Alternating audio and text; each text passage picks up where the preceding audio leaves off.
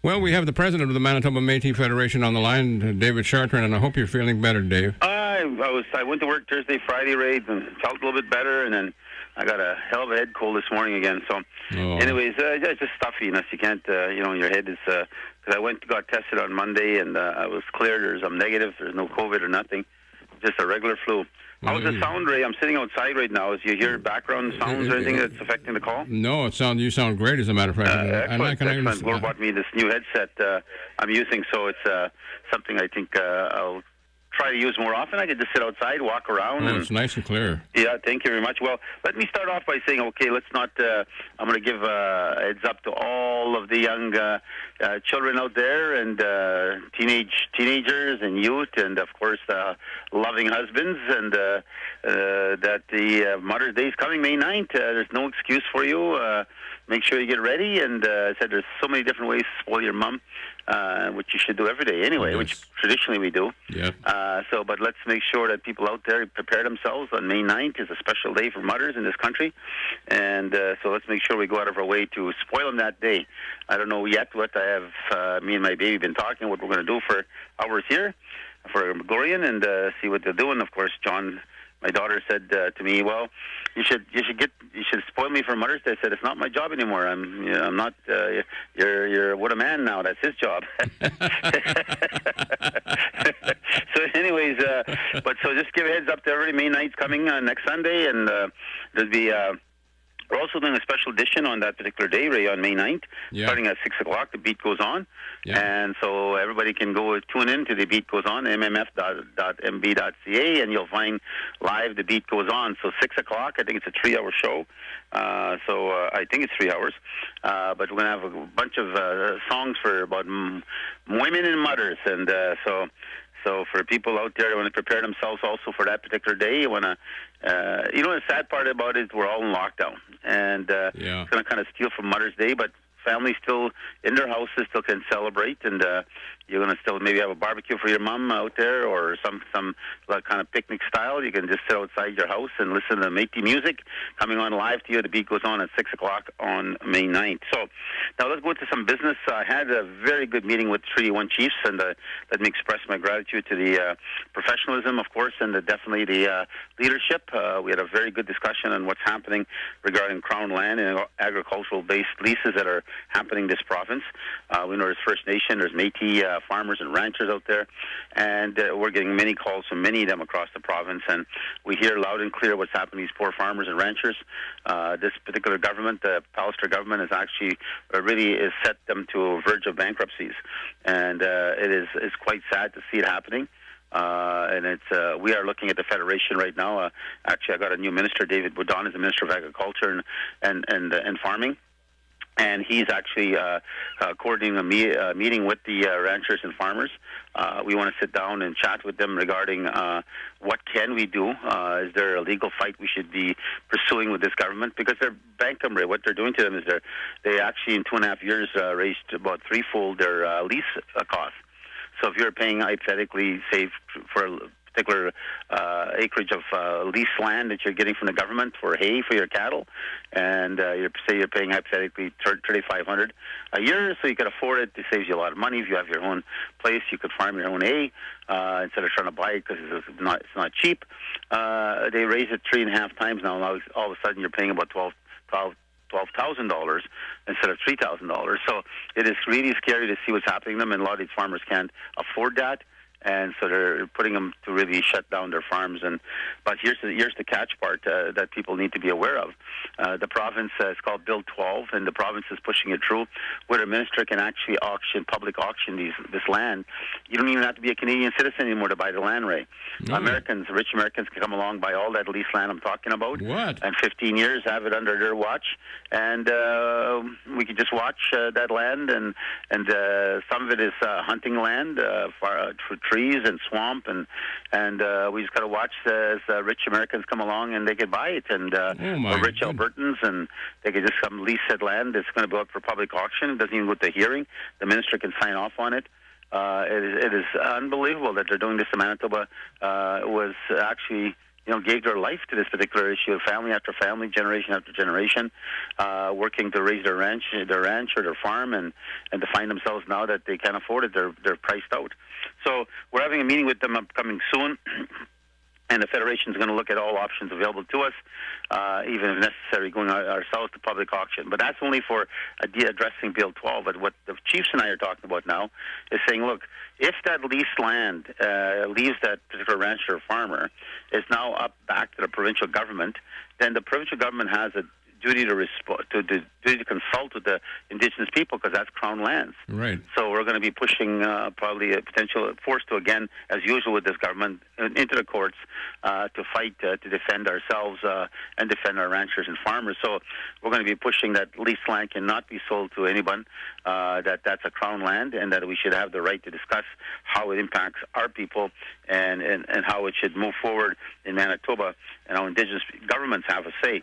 Now, the province is saying you can actually, if you want to have an input, you can, or just come in and make a bid and so forth. That's not how it works. If you want to respect our government, you then knock on our door and let our government decide how we're going to do it. No different than the appointments of they named a variety of different landscapes in our province. I think 9 locations or 7, and they named them 6 renamed wildlife conservation areas. And they named them after, they're all male, firstly, no female. None of them are Indigenous. Mm-hmm. And they renamed the particular conservation areas of our province under these individuals. Not consultation whatsoever with us. But that's a part that really hurts me, because they talk about reconciliation, respect to Indigenous peoples. Well, then you should be making it clear. Our governments will decide that, not you as a minister. Mm-hmm. We have our own governments. If there's renaming going to be taking place, then you should be contacting our governments. This is new naming. In the past, I've argued, like Sir John A. Macdonald. I said, leave the stain right there. If we wipe this guy out, then we'll forget about what he did to us. Mm-hmm. And people will just forget about it, the next generation. We can't forget. This is what inspires me to fight even harder, to know that he thought he can get rid of us, and that there be no such thing as a Métis in 100 years. Well, we're stronger than we've ever been. And so these discriminatory practices of these leaders in the past, they really make me work harder to fight to get the equality and recognition and where we fit in Confederation, and to show them they were absolutely wrong, and their failure to try to eliminate us did not work. And that's why I don't really like changing old names, because they've kept themselves in there, and now I won't let that stain remain. But these new names that are coming up for renaming, you're going to rename something new, then it's time you let the Métis governments, the First Nation governments, decide what we think it should be named. It's our land. We actually are the keepers of the land, so it should be very clear. Not for us to go and apply to some subcommittee or some bureaucrat somewhere and say we're going to recommend this name.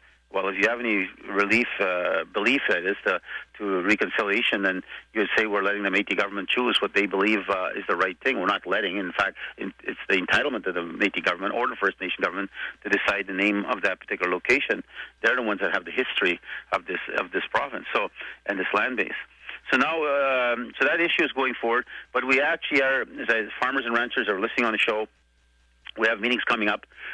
We want to plan how we're going to start defending and protecting, again, this land. And the First Nations agree with me 100% that this is a serious issue for the next generation, and even for some of us today in this generation.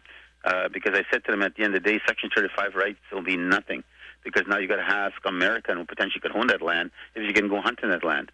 So all of a sudden, you got to ask a foreigner, even outside of our country, to see if you can actually hunt and practice your traditional ways. Wow. So even picking berries or medicines and stuff like that, and sweetgrass, all these things. So, so the chiefs agree with me, excuse me, and we're going to actually work towards a strategy of how we're going to address Pallister. And we think these are very discriminatory racial policies that truly are negative towards Indigenous people. And Pallister, of course, is driving that chain. Now, we're moving on other court cases. You heard me talk about this at all. People heard about that. It went to the Supreme Court of Canada. We took intervener status as the Métis government and the MNC. This at all was about the right of the American First Nation to come into British Columbia, where they also originate from, and to continue practicing its traditional ways of harvesting. And they he won all the way to the Supreme Court of Canada. The governments, of course, were fighting that they didn't have the right. And they're, again, basically this argument raised about mobility rights. Right. And that's what's happening with Putra and Boyer case in Saskatchewan. It's going to trial, and we actually won on Friday. We just won the right to intervene as the MMF and MNC. So why I'm intervening on that, when people ask, intervening, what does that mean? Well, what it means really is that it gives us the right to go and put some arguments, our view on why the government's wrong. When it talks about site-specific, you could only hunt this little tiny circle. I'm going to give you the power to hunt in this 30-kilometer circle, for example, and that's all you're going to hunt in. Well, there's not one moose or one deer in that 30-kilometer circle. So there's potentially no chance in hell you're going to practice your Section 35 rights. So that's what Saskatchewan has really been doing. Manitoba tried that with us, even under the NDP government, and Gordon McIntosh and I came to a settlement of our rights will not be trampled in this province, and Section 35 rights of Métis exist all across Manitoba. Now, what we're doing, of course, is that our harvesting arrangements come all the way from the Paw South and at Cranberry in that area. We have the right to Churchill with no question. We have the historical backing to back us up and the financial dollars to back us up if necessary. But what it does, Ray, on this case is that why we pay such close attention to these cases when they come to courts. And then you look in Saskatchewan, so they've been winning case after case after case, but they only give them a few kilometers each time. Like, it's crazy that you should have the right to hunt in any Crown lands with your Section 35 rights. That's the premise of what that's all about.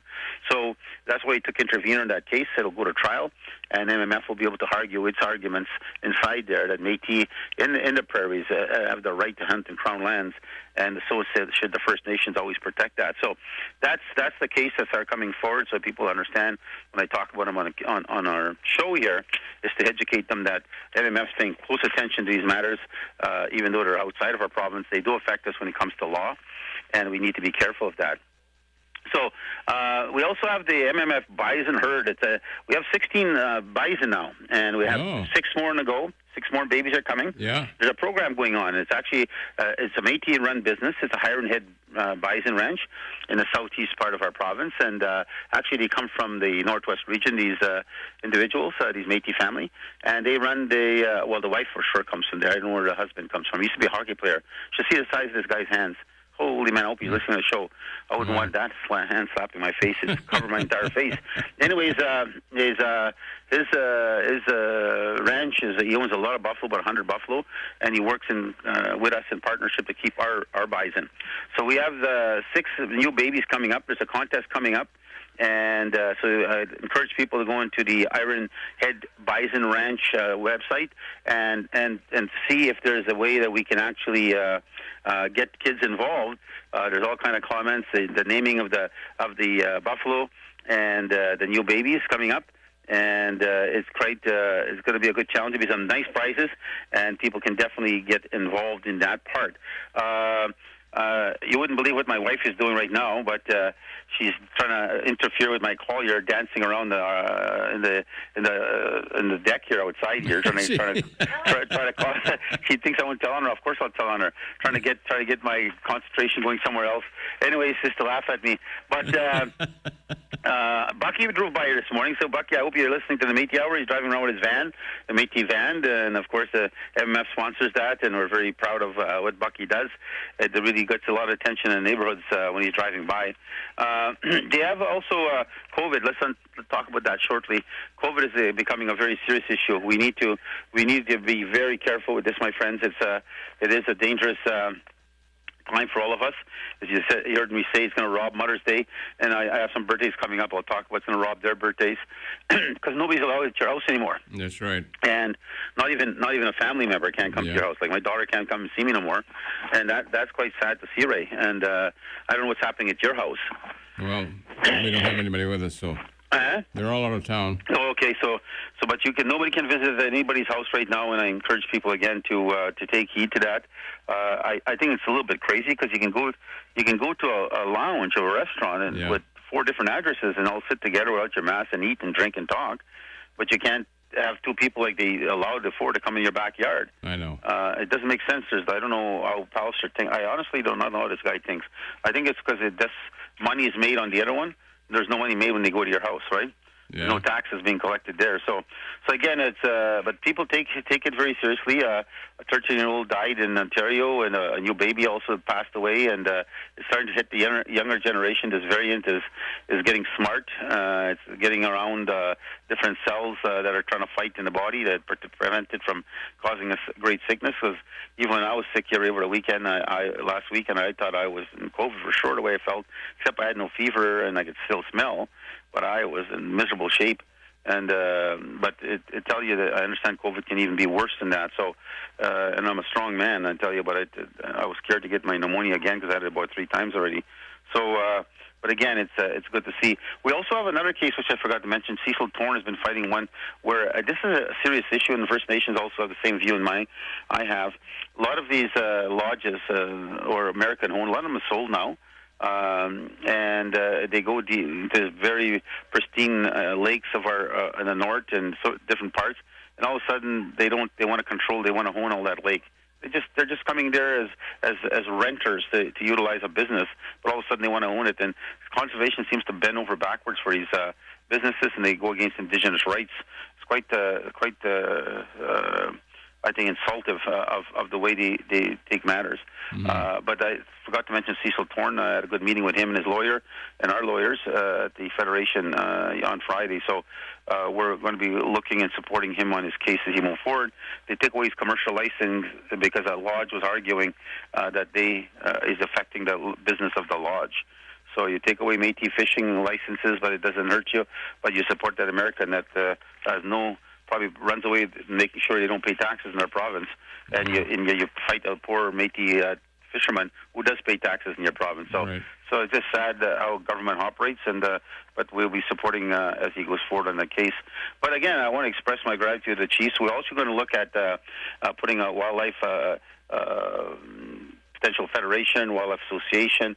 We're going to figure out the proper naming of that process, and but we are looking at creating our own processes of oversight when it comes to harvesting in this province.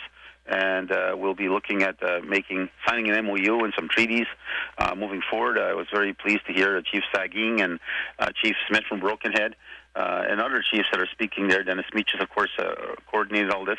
But I was very Chief Daniels was there.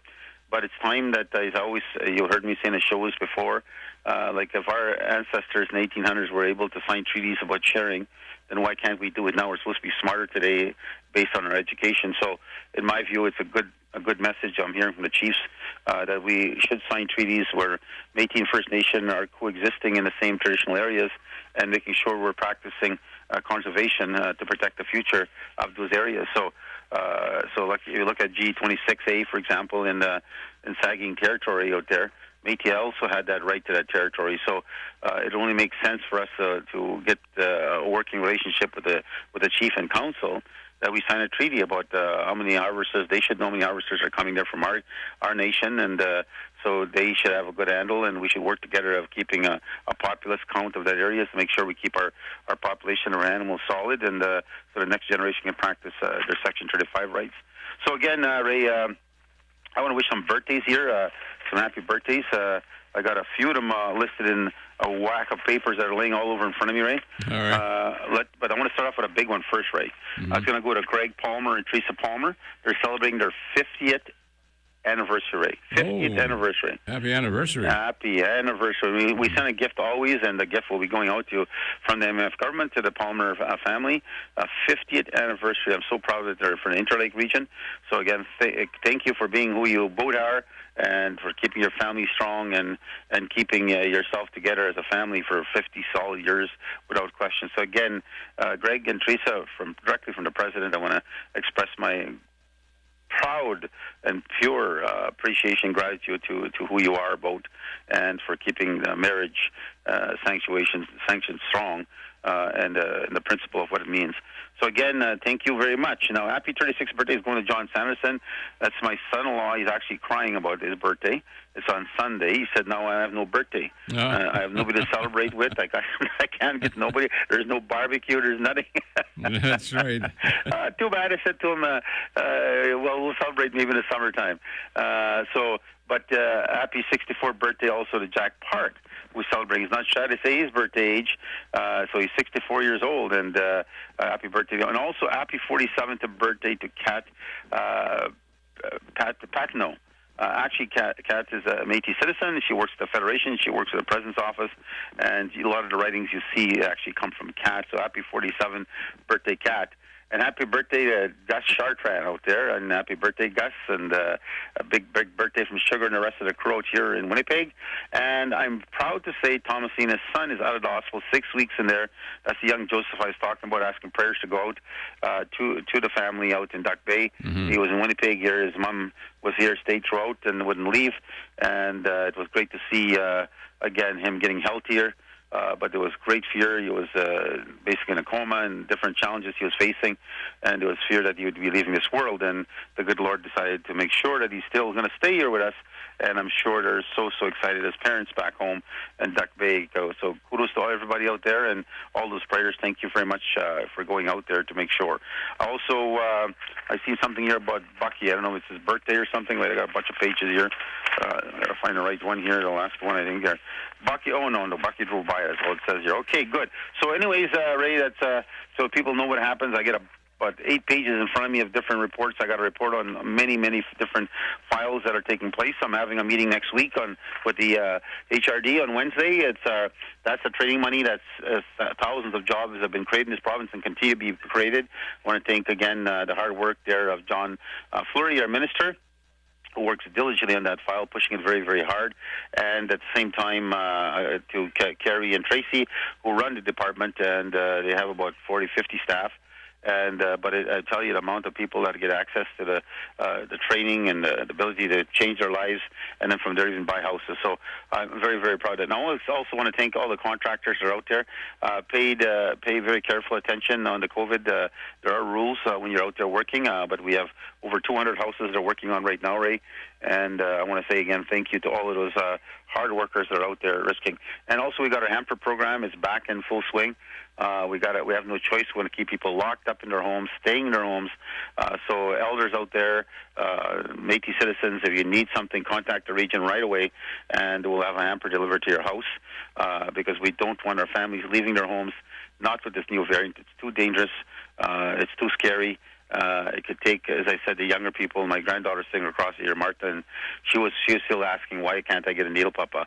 Why should I'm young. I should be able to be protected. So it's something we're hoping eventually the government will turn to the younger generation, because now we hear more and more at schools and so forth that they're getting the virus in the schools. So it is a dangerous time. So for all of us, we have 1 month to go through. Let's work towards that, and let's not forget May 9th, you guys. Let's not forget it. It's time to spoil your mama and spoil your loved one. So, and as I said, a kid for young, like for my granddaughter listening here, the easiest thing for my wife Gloria at home here is for baby maybe grab a mop, clean up the entire house, make it smelling nice, spick and span. That's a damn good present, make her feel good, or get up in the morning, cook breakfast. It doesn't have to be some fancy, expensive gift, because you got a hard time shopping anyway. That's right. Yeah, what I'm doing for my wife is I'm making her a cup of coffee. You could talk cheeky when you get home, and you'll say, I was just kidding, honey. I'll have a full breakfast for you, my love. That's right. Yeah. So, anyways, me and Baby are going to put up a plan. Yeah, we're going to spoil Glorian, of course, on Mother's Day. She takes care of us, so we got to take care of her. So, anyways, going back to this again, I want to thank everybody. Please, again, I'll close with these comments. Take this virus seriously. Did they answer the question which vaccine I got, Ray? Yes, they did. Okay, there's AstraZeneca. And why did I get AstraZeneca for people listening? Is I want to show, yes, there's people are fearful of this vaccine, but all of the experts in the world are saying, look, the vaccine is safer than birth control pills by far. And so it will blood clots will be created faster by birth control pills than would be fighted vaccines. So let's make it clear, AstraZeneca is a safe vaccine. Take it. Any vaccine you take, that comes your way. Well, not any, with the ones that are named and approved by Health Canada, of course. And so, but again, let's move towards that process, and and thank all the hunters again. It's coming to a close. I know that the ducks and geese will start soon laying eggs. So that happens. Our hunters set aside their shotguns their freezers already have their ducks and their geese. I think Adam got some in Skownan. I hope he's going to give me some mallards. That's John Sanderson's brother, Adam Sanderson. I hope he's listening so I can get some ducks. I never had no duck soup yet, Ray. Gloria made a mean goose soup about 2 weeks ago. Man, that was good with bannock. I tell you, it's like my mom made it. I was so I could eat 2 bowls. My stomach were just sore. Anyways, but I love mallard duck soup. And so, Adam, if you're listening out in Skownan, Ron Sanderson, make sure you get me a couple of greenheads there. I seen him. He killed about 12 of them. So he had them all singed and everything. I'd like to get that in a pot here right now. That'll probably just clear up my nostrils and get away my head cold here. So anyways, again, I'll thank everybody in the Métis Nation, of course, as a whole. Thank you very much. Thank you for allowing me to be your president. Your cabinet appreciates, again, the opportunity to lead on behalf of yourselves and your voices. And we're working diligently still to get COVID vaccines to us. And we're not getting any yet from this government. But we're working with Canada right now. We might actually get up to 2,000 vaccines sent to us. So if they do, we'll make sure. And if you're not getting your vaccine, you haven't gotten your vaccine, please contact the Federation.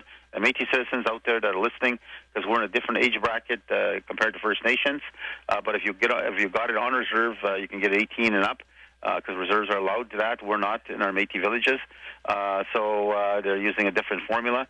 But if you haven't gotten your vaccine, I don't care where you live in this province, please contact MMF. Just leave your name and number, and I'm going to make sure we follow up to challenge why your vaccine has not been allowed to you. And if you can't afford to go, because that's some of the parts that really bother me, Ray, they put these these vaccine hubs in far locations, and then people got to figure out how to get from point A to point B. Right. It's a long way to go, and instead of figuring out how to go to the community and do it all in one time and stay there until it's all done, they don't do it that way. So, but again, if you didn't get your vaccine, you're a Métis citizen, please contact MMF and leave your name and number, and I will make sure that somebody follows up with you, and we'll do everything in our power to make sure we can figure out where you can get your vaccine and how soon you can get your vaccine. Again, to all our families, our elders, again, thank you for everything you've given me as their leader.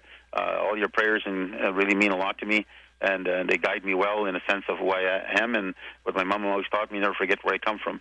And I know what poverty is. Nobody can ever deny that. Everybody knows me in Duck Bay, knows we're a very poor family, right. And I'll never forget that. And so anybody out there that's struggling, that's why I work twice as hard, Ray, because I want to make a difference to so many people's lives. So again, thank you very much for everything you're doing, young generation. And the youth camps are coming up to the families. I know Richard Janai is working on some fishing trips that he's going to be taking with youth. So families, if you're listening out there, phone your region. Just put your name out there. Make sure your name is there. Tell me the age of your children, and that you're going to be permitting them to go out on a fishing trip or a camping trip, because we're going to be working hard, and I'm hoping by June, as we're hearing, the vaccines will come to some stabilization maybe in this province, and we'll be allowed to hug and hold each other maybe, and but take the kids out to go camping, teaching them the basic principles of life in the forest. That's you can't beat that. Bobby Church will tell you that story over and over. And don't forget our Pemmican commercials on every day on CTV. Watch it live in the morning. Oh, yeah. And so it's a real good commercial on Pemmican. Bobby Church and his son is there, pounding away on the Pemmican and make it into with berries. And of course, our people used to use that a lot when they were working in the 1800s, and we still do it today. So again, take care, Ray, and you be safe. Cowboy, you too, be safe. And to all our Métis Hour listeners, thank you very much for keeping it in tabs with one of the best shows in this province. Well, thank you so much, David, for letting us do this show. But you look after yourself for sure, and I know you work hard as heck, and we're so proud of you. And if my uncle was alive right now, I'd been telling him what you do, he would say, ole.